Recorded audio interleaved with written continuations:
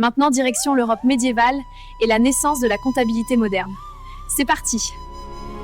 Au XVe siècle, le commerce européen se développe très vite, notamment à Venise. Les marchands multiplient les échanges et leurs comptes deviennent complexes. Vers 1468, Benedetto Cotrugli décrit un principe nouveau. Chaque opération doit être enregistrée 2 fois. Pourquoi?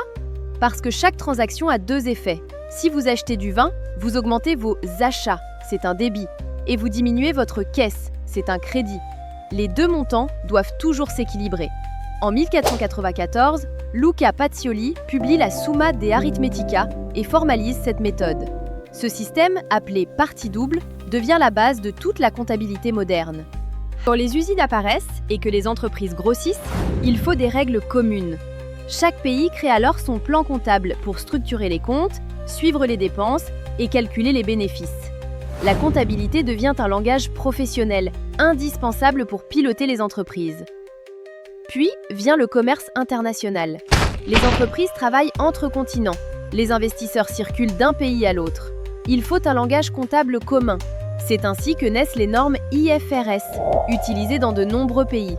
Elles permettent à une société française, brésilienne ou coréenne, de présenter ses comptes dans un format compris partout.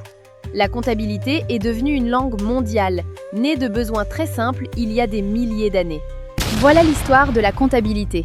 Une aventure humaine qui commence avec des moutons dans un champ et qui se poursuit aujourd'hui dans un monde connecté où les entreprises parlent la même langue comptable pour se comprendre, échanger, créer de la valeur. Découvrez notre site et abonnez-vous pour la suite.